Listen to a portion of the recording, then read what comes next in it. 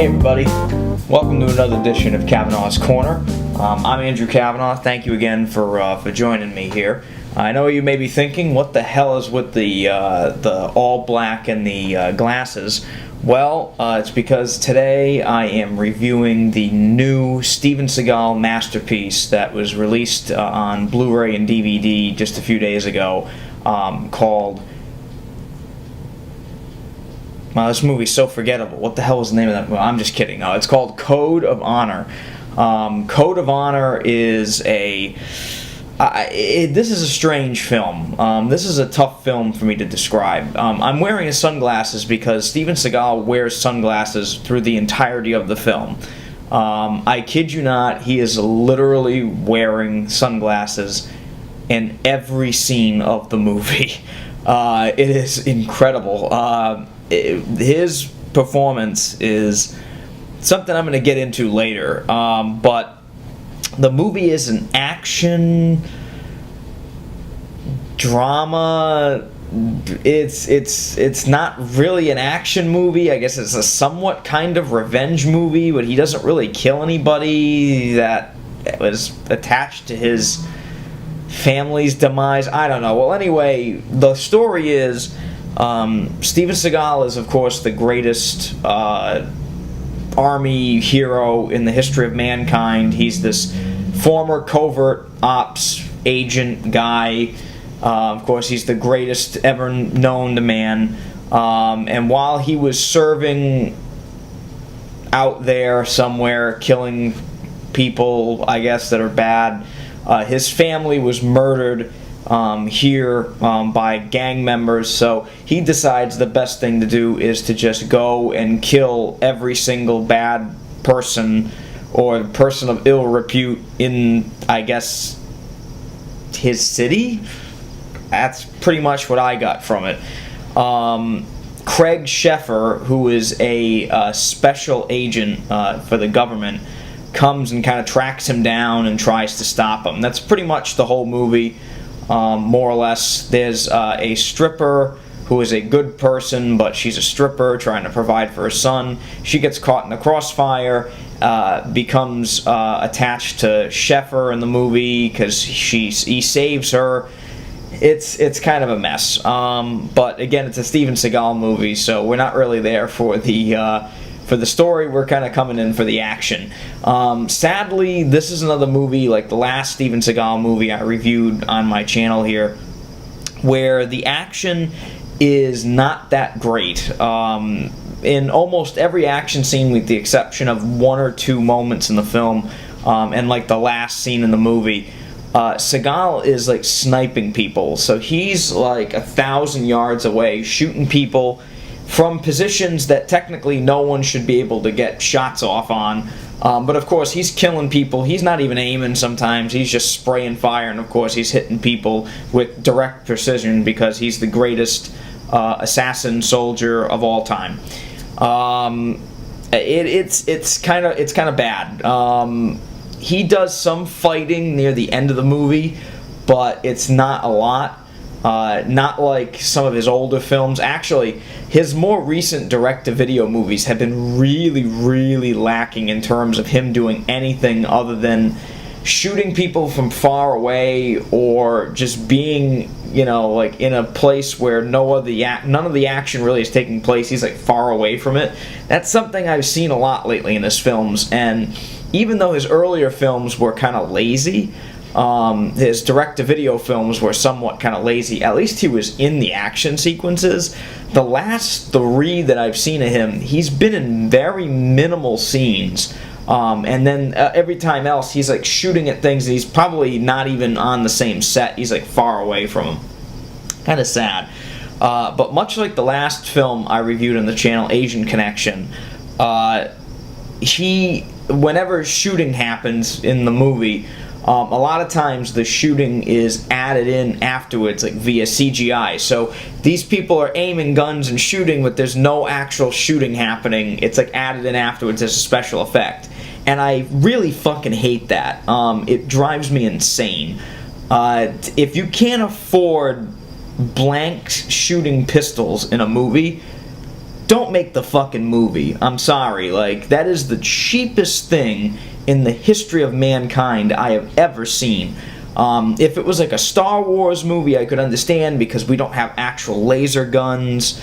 But this is a movie that takes place in present day, shooting guns. Your budget should be able to account for shooting guns. I'm sorry. Like, it is just so cheap, it's awful looking, and it's all over the place in this movie, and I hate that. It drives me insane. Unlike my last Seagal movie I reviewed, though, Seagal is actually in this movie. He's actually the star of the film. It's kind of interesting. Seagal doesn't actually have a line in this movie until I think like almost 30 minutes into it. He doesn't say anything. He just kills a lot of people, and it's kind of strange. It's a strange thing. He also plants a bomb in that strip club that the girl I mentioned earlier works in.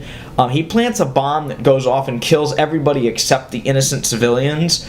If we could get that bomb in real life, I think that would really help us win the war on terror. But that didn't make any sense. He puts a suitcase bomb, the bomb goes off, the bad guys are killed, the good people that are there, you know, the innocent people that are there are right next to the bad guys, but they're totally unharmed. I think like one of the girls has like a bloody nose. I'm like, I don't know how the hell that works, but it's really selective C4, that's all I'm gonna say. But even though that happens, basically throughout the movie, Seagal shows like wanton disregard for civilian casualties in this. There's a scene where he kills a couple drug dealers, and literally, like, I think one of the people he kills is just a drug addict on the sidewalk, and he just kills this guy for like no apparent reason. And his kind of reason for being that way kind of changes as the movie goes on. One thing I think is interesting to note is Craig Sheffer's character. I have to talk about him in this movie because Craig Sheffer for a while was like the king of the Cinemax direct-to-cable movies. And I haven't seen him in anything in quite a long time, but in this, he's actually pretty good. Like, I have to tell you, like, as bad as the writing is in this movie, it's not horrible, but he's halfway decent in it, and I think it's kind of interesting to note. His character has flaws that they deal with in the movie, but he plays an interesting kind of badass character. It's interesting to see him play that. It's probably the most different part I've seen him play in a long, long time, so that's actually pretty cool. The other thing I can say about the movie that I'm just thinking of now is, I have notes here, by the way, so yes, I am cheating. There's some inventive camera work in the movie. That's one good thing I can say about the direction of the film. There was some really inventive camera work. I'm pretty sure in one part they used a drone to shoot like an aerial shot. I love that. I think that's really cool. If they only could invest in actual guns that could be shot, you know, like that would be cool too, but you can't have everything, I guess. There is one thing I have to talk about, though, with this movie, and if you've seen this movie, you know what I'm going to say. There is a gigantic twist at the end of this movie. I honestly was taken aback by it, and it's the first time I've ever been shocked by a twist in a Steven Seagal action film. And the twist is almost, like, I can call it, like it's almost like psychological, like thriller territory kind of twist. We're talking like M. Night Shyamalan shit, and I really did not expect that from this movie. That is just not the kind of movie I was expecting to get. I'm not going to spoil the twist for you here, but the twist kind of nullifies a lot of the stuff that happens earlier on in the movie, and some questions that I have don't get answered at the end of the movie. I'm gonna put like a little spoiler warning near the end, but I want to talk about the twist because I think it's worth talking about. Because I do want to talk about that, but I want to say that the movie really just goes, like, does this 180 on you at the end. And it left me kind of shocked, to be honest. I kind of thought I knew where the movie was going, and then this twist happens, and I was like, alright, what the hell is going on here? I was kind of suspecting something was weird from certain plot points that happen in the movie, and certain camera angles that are used, but I was very, like, I was almost left distraught by this twist ending. And because of the twist, I'm not really sure what to think of the movie. It's weird. It's a really weird thing. I can't say I liked this movie, but I can't say I hated it either. The writing was halfway decent. The action was okay, but the twist at the end really knocked me for a loop. And it kind of left me wondering, like, what the hell did I just watch?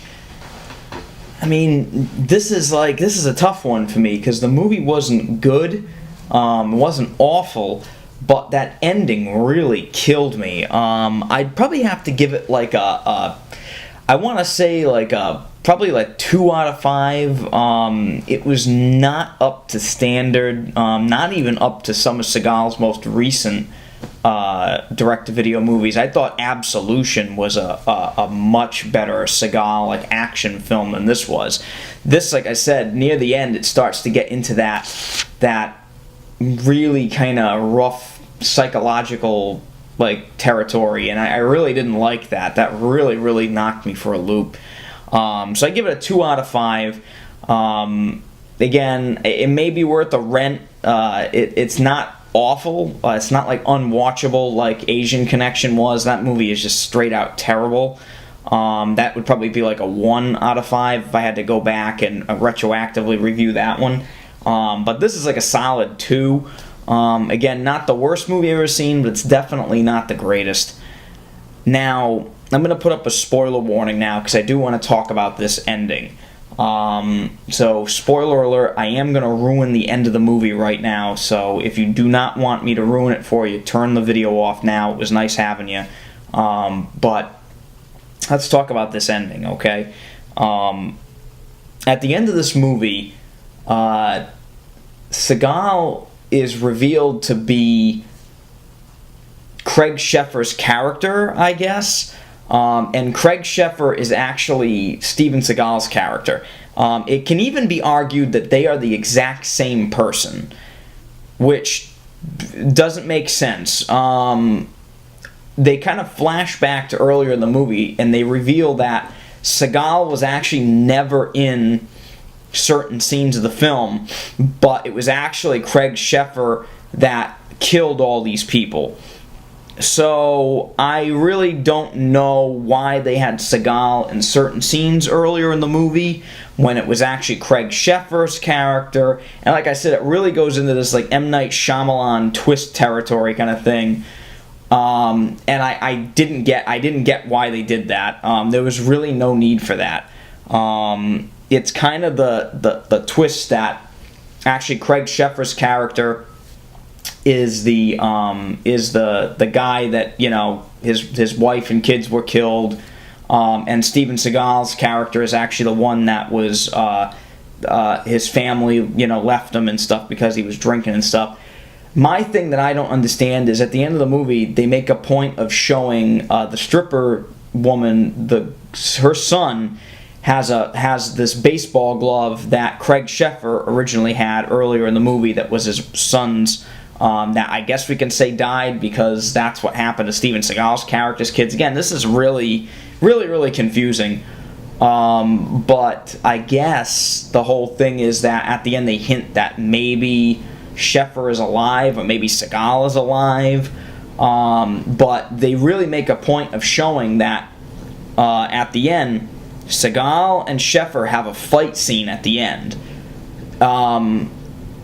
But it's left up to the imagination of the viewer who's actually the one that exists in real life, I guess, because Seagal jumps off the roof before the guy in the helicopter sees him, but yet the guy in the helicopter sees him at the end, but he sets the bomb off and kills himself and maybe kills Craig Sheffer, but we don't know. Again, it's really confusing, and for a Steven Seagal movie, I mean, that is just not the kind of territory his movies usually go into, and I was just so not prepared for that my whole review got screwed up for this thing. So if I seem like I'm all over the place in this review, it's because I am. But I went back and kind of rewatched certain scenes, and they really don't give you a visual cue that it's supposed to be Craig Sheffer in anything. And the fact that at the beginning of the movie, Sheffer goes back and retraces his own steps and makes it like he's looking for somebody else, but he's really not, because he's probably friggin' crazy.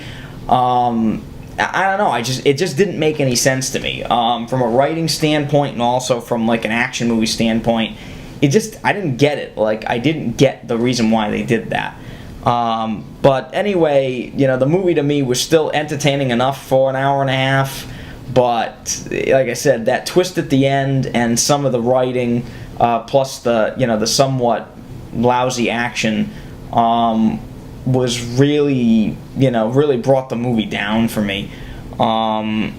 Especially that ending, and that twist is just like, it is just way too much for this kind of movie.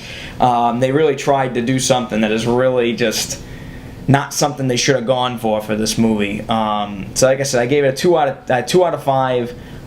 It's okay. It's not great. It's not awful, but it sure isn't a good movie. But it's worth the rent just to see what the fuss is about. So anyway, that's Code of Honor. There she is. It may be worth a view, but I could say don't buy it like I did. Thank you again for tuning in to Cavanaugh's Corner. I appreciate you coming back to my channel and watching these videos. And we'll see you next time. Bye-bye. See ya.